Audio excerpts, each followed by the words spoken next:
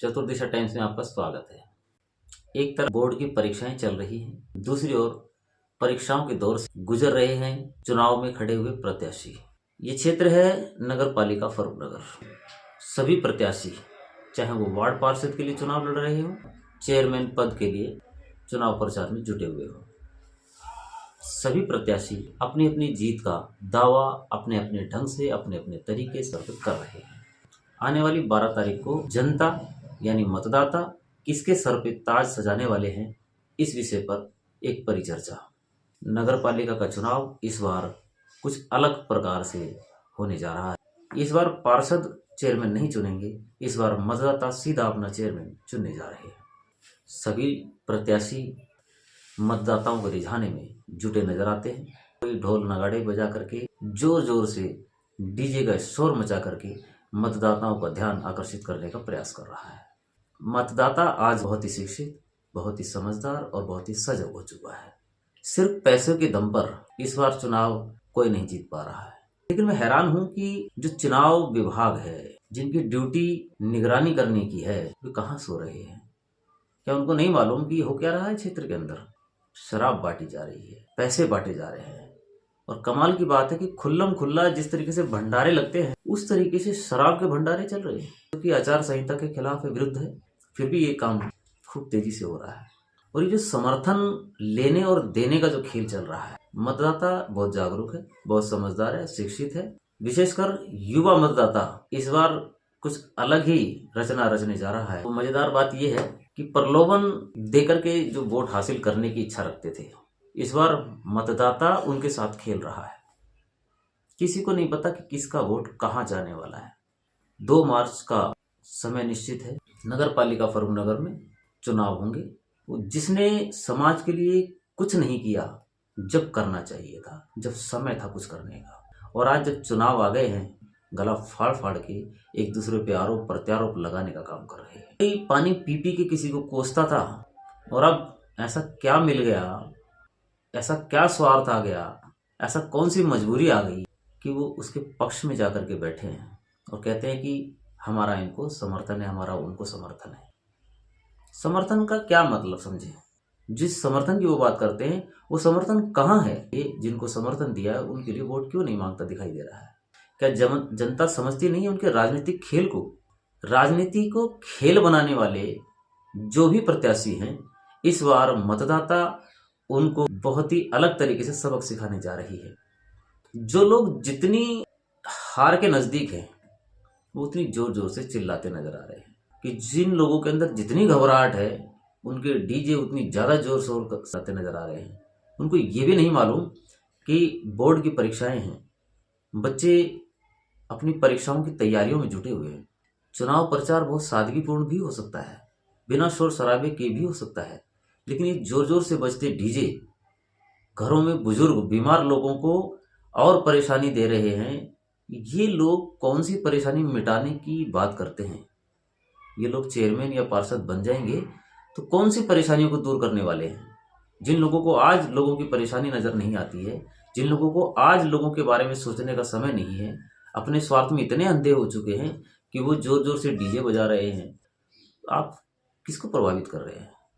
आप प्रभावित कर रहे हैं या उन्हें उत्तेजित कर रहे हैं, या उन्हें आक्रोशित कर? आप वोट मांग रहे हैं कि किसी मतदाता के अंदर का गुस्सा जगा रहे हैं? नगर पालिका फर्रुखनगर में चेयरमैन पद के दावेदार एक दूसरे पे आरोप प्रत्यारोप करते हुए अपनी अपनी बैठकों में सरेआम सबको कोई चोर बता रहा है, ठग बता रहा है, लुटेरा बता रहा है। बड़ी अजीब बात नहीं है?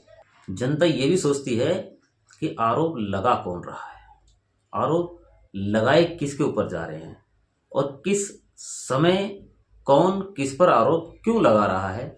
ये तमाम बातें आज का मतदाता जो है बहुत जागरूक है, सब कुछ सोच रहा है, विचार कर रहा है।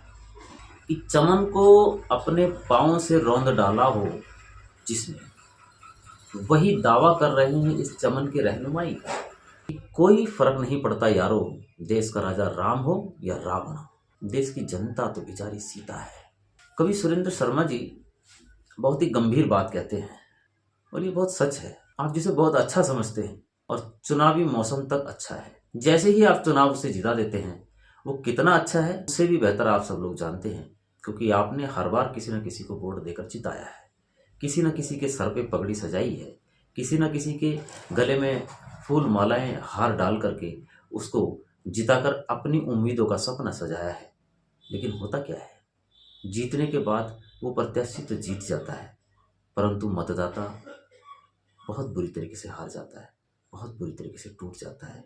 जब उसकी उम्मीदें टूटती हैं, उसका भरोसा टूटता है, तब उसको लगता है सुरेंद्र शर्मा जी की पंक्तियां बिल्कुल सार्थक है कि कोई फर्क नहीं पड़ता यार, वो देश का राजा राम हो या रावण, क्योंकि देश की जनता तो बेचारी सीता है कि देश की जनता के भी किस प्रकार से जुल्म हो रहे हैं, जाति हो रही है, अन्याय हो रहा है, उत्पीड़न हो रहा है, अनदेखी हो रही है, उसको महंगाई की चक्की में पीसा जा रहा है, उसको बेरोजगारी की चक्की में पीसा जा रहा है, उसको तिल तिल बेबस बनाया जा रहा है, उसको गुलामी की तरफ धकेला जा रहा है। इस देश के अंदर जो मूलभूत मुद्दे हैं उन पर कोई भी नेता, कोई भी राजनीतिक पार्टी सीधे तौर पर बात नहीं कर रही है। आज एक एक करके हमारे देश के अंदर ऐसे ऐसे कानून लाए जा रहे हैं जो हमारी आने वाली पीढ़ी को, हमारे देश को खतरे की तरफ ले जा रहे हैं, गुलामी की तरफ ले जा रहे हैं।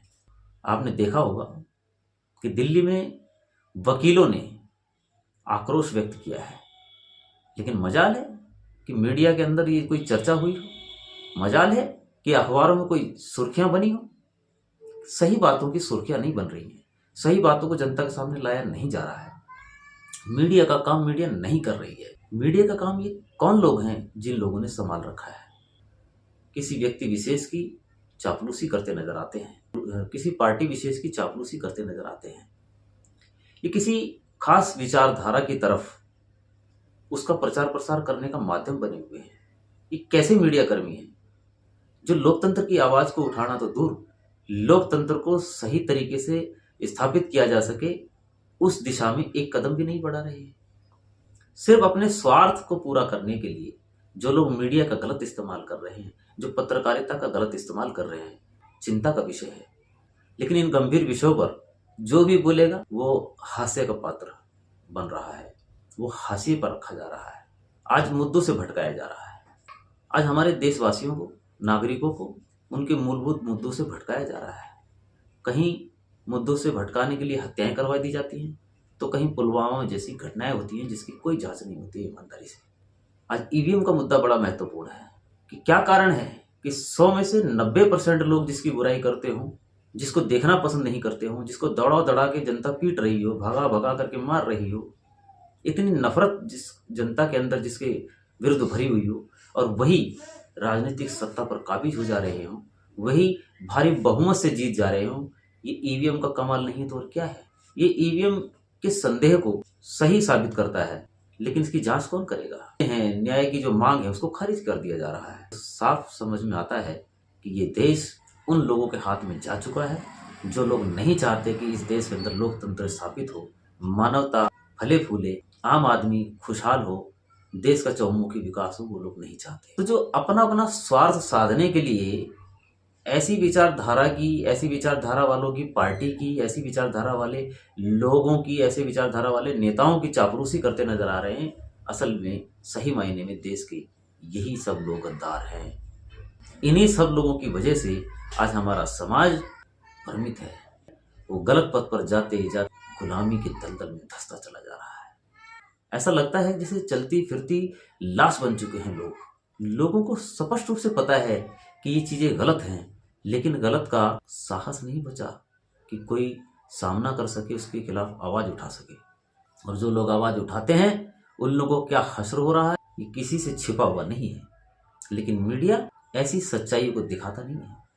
चाहे चुनाव जीतने के लिए शराबें बांटी जाती हो, चाहे चुनाव जीतने के लिए पैसा बट रहा हो, आचार संहिता का उल्लंघन किया जा रहा हो, सबकी अनदेखी हो रही है। ये सब क्यों हो रहा है? कहा जा सकता है चोर चोर मौसेरे भैया। चोर चोर मौसेरे भैया की कहावत यहाँ चरितार्थ होती है। राजनीति एक बहुत बड़ा व्यवसाय बन चुका है। बहुत सारे लोगों के कथन, बहुत सारे लोगों के यूट्यूब पर भाषण सुने होंगे, मीटिंगों में उनकी क्या बातें चल रही हैं ये भी आप लोगों ने सुना होगा कि अरबों रुपया भरा पड़ा है नगर पालिका कमेटी में, लेकिन इच्छा शक्ति की कमी की वजह से वो अरबों रुपया कहाँ जा रहा है? उनकी जेबों में जा रहा है, जो कुछ नहीं करते। बहुत सही बात कही किसी ने, बिल्कुल गलत नहीं कहा। उसने सभी को चोर ठग और न जाने क्या क्या कहा। एक भी आरोप उस व्यक्ति की गलत नहीं है, लेकिन सवाल उठता है कि वो व्यक्ति चुनाव से पहले कहाँ था? उसकी आवाज किसकी मजबूरी में दबी हुई थी? क्या उसके मुंह में दही जमी हुई थी जब ये सब गलत काम हो रहे थे? उसने क्यों नहीं आरटीआई लगाई? उसने क्यों नहीं, जो आज इकट्ठे कर रहा है लोग, उस समय आंदोलन क्यों नहीं खड़ा किया? क्यों नहीं गलत के खिलाफ आवाज उठाई? और आज वो जनता का रहनुमा बनने का दावा करते हैं, तो ये भी बहुत गलत बात है। कौन जनता का रहनुमा है, कौन जनता का हितैषी है, ये तो जनता से बेहतर कोई नहीं जानता है। जो बहुत अच्छा और सही काम कराए उसको फिर से मौका दे दीजिए, और जो काम करने के योग्य नहीं है विचार कीजिए। अपनी वोट डालने से पहले, चाहे वो कोई कितना ही अच्छा, कितनी अच्छी बातें करता हो, एक अच्छा वक्ता हो सकता है, लेकिन अच्छा व्यक्ति हो ये भी तो जरूरी नहीं है। व्यक्ति का अच्छा व्यक्तित्व भी होना जरूरी है, किसी व्यक्ति का अच्छे विचार होना जरूरी है, उसके अच्छे आचरण जरूरी हैं, उसका लोक व्यवहार बहुत अच्छा होना चाहिए, वो शिक्षित होना चाहिए, उसकी शिक्षाओं का जनहित में प्रयोग उसको आना चाहिए, जनहित की उसके पास योजनाएं होनी चाहिए। जिन लोगों के पास कुछ है ही नहीं, वो राजनीति में केवल और केवल पैसों के दम पर आ जा रहे हैं, उनकी तरफ मतदाताओं को विशेष ध्यान देना चाहिए। अपना वोट देने से पहले हर एक व्यक्ति के बारे में, जिसको भी वो वोट देने जा रहे हैं, उनको विचार करना चाहिए कि इनको दिया गया वोट क्या विकास कार्य कराने में सक्षम होगा, क्या चहुमुखी विकास के सपने पूरे होंगे, क्या ये व्यक्ति हमारी आवाज़ को उठाएगा, क्या ये व्यक्ति बाकी लोगों से अलग है, क्या वास्तव में कोई हमारा सच्चा हितैषी है भी, या सिर्फ नौटंकी, ड्रामा और भाषणबाजी हो रही है। कौन है वो लोग जो केवल और केवल मीडिया के दम पर अपने आप को नेता घोषित करना चाहते हैं, केवल पैसों के दम पे अपने आप को नेता बनाने का कोशिश कर रहे हैं? समाज के हितों में, समाज के संघर्षों में उनका क्या योगदान है? आपका जो दायित्व था, क्या आपने ईमानदारी के साथ उसे निभाया? जनता को पूछना चाहिए कि तुम्हारी आज की आर्थिक स्थिति क्या है, क्या है तुम्हारे पास आज, और जीतने के बाद तुम्हारे पास में अथाह संपत्ति कहाँ से आ जाती है, जबकि सरकार तुमको क्या वेतन देती है, क्या पारितोषिक देती है, सबको पता है।